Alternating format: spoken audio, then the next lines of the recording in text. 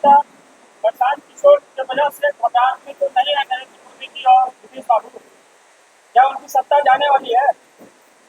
ये सवाल तो आप उनसे करें तो ज़्यादा अच्छा होगा जिन्होंने ऐसा किया है। लेकिन मैं केवल इतना ही कहना चाहूँगा कि जन स्वराज के प्रयास से जो जो चीज़ हम जनता के राज में चाहते हैं वो धीरे धीरे होता जा रहा है। बस नवंबर तक आप इंतज़ार करें तो ये राशि बढ़कर 2,000 रुपये हो जाएगी।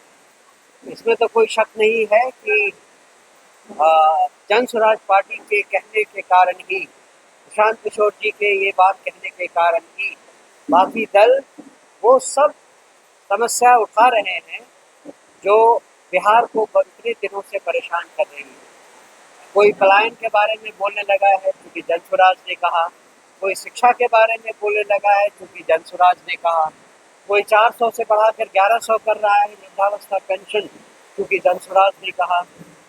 तो ये बात तो जग जाहिर है कि जन स्वराज जिस जनता के राज की कल्पना कर रहा है वो धीरे धीरे आने वाला है, आ रहा है। जन स्वराज की सरकार बनी तो ये बिल्कुल ही आ जाएगा, इसमें कोई संदेह नहीं। आज प्रशिक्षण कार्यक्रम में क्या सब संतुष्ट है? प्रशिक्षण किया गया है, क्या इसके आगे आने वाले विधानसभा में क्या बड़ी दावेदारी रहेगी? जी हाँ, हमने सारे 243 सीटों पर अपनी दावेदारी पेश करनी है। ये कार्यशाला इसलिए ज़रूरी था कि हमारे कार्यकर्ताओं में जो कि पहली बार जन स्वराज से जुड़े हैं उन्हें यह बताने की ज़रूरत थी कि हम अपनी पार्टी में कार्यकर्ताओं से क्या उम्मीद करते हैं, उनको क्या करना है, कैसे पार्टी का विस्तार करना है, कैसे लोगों तक पहुंचना है। इन सब के बारे में जो ट्रेनिंग देनी थी उसके लिए ये कार्यशाला बिठाई गई। जन स्वराज जब आएगी पार्टी, उसमें पुराने कार्यकर्ताओं को क्या तत्व मिलेगा?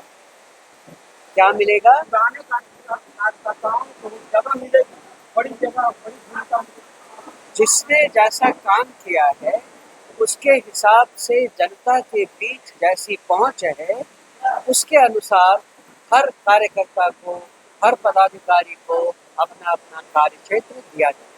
लगातार बिहार में अपराध का खराब बढ़ रहा है, प्रशांत की पलायन रोकने की बात कर रहे हैं, तो क्या विधानसभा चुनाव जीतने के बाद क्या यहाँ विकास हो पाएगा? निश्चित रूप से हमने और प्रशांत जी ने खुले मंच से ये कहा है कि अगर हमारी सरकार बनी तो उसके 1 साल के भीतर जो भी युवा मुश्किल के कारण जबरदस्ती बाहर जाकर नौकरी ढूंढने के लिए मजबूर हो जाते हैं, ऐसे किसी भी युवा को बाहर जाने की जरूरत नहीं पड़ेगी। उन सब को बिहार में, उनके गांव में, उनके जिले में ही 10, 12, 15 हजार रुपए के रोजगार का इंतजाम करवा दिया जाएगा, ये निश्चित है। सारण जिले में महिलाओं को कितना सीट मिलने का? ये जिले वाइज कहना बहुत मुश्किल है, लेकिन सारे विधानसभा क्षेत्र में 243 में से 40 सीट महिलाओं को मिलेगा, इसमें तो कोई दो मत नहीं। मुझे लगता है जल्द ही हमारा चुनाव चिन्ह मिलने वाला है। चुनाव चिन्ह मिलने के तुरंत बाद ही इसका अनाउंसमेंट भी कर दिया जाएगा। सर, एक क्वेश्चन है कि बहुत सारी पहले से करदाता लोग चार्ज कर रहे हैं और अपना आवेदन डाले हैं, लेकिन उसके बदौलत बहुत नए चेहरे आ रहे हैं और प्रयास लगाया जा रहा है कि उनको टिकट मिल सकता है। तो क्या पहले को जो काम इस पार्टी ने कर रहे हैं उनको वरीयता दिया जाएगा कि नए लोगों को वरीयता दिया जाएगा? ये सारी की सारी कैलकुलेशन किसको फाइनली उम्मीदवार बनना है, किसको नहीं बनना है, इसके लिए एक समिति बिठाई गई। वो समिति जांच पड़ताल करके जैसा निर्णय लेगी उसी के आधार पर काम किया जाएगा, चाहे जो पुराने हैं चाहे वो नए हैं। आज केवल उनकी अनुशंसा, जो चुनाव अभियान समिति की अनुशंसा है, उसके विचार, उसके आधार पर ये फाइनल डिसीजन लिया जाए। किसान का कहना था कि सर्वे के आधार पर हम टिकट देंगे, तो क्या सर्वे चल रही है किसान के सर्वे साथ? चल रहा है, सर्वे ऑलरेडी चल रहा है। हम लोग के चिल्लाने से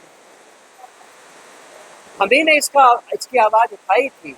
अब हमारे कहने से हुआ है या नहीं इसका आकलन तो आप कर लें, आप लोग पत्रकार हैं, आप समझते हैं। जब देखा गया कि लगातार किसान की बात को उठाया था, कहीं ना कहीं जी इसका उत्तर जी हाँ जी। धन्यवाद। क्या कहें और धरना प्रदर्शन की बात है, पटना में उसके बारे में बाद में बात करेंगे, उसके बारे में बात करेंगे। हमें नहीं मालूम, अभी वो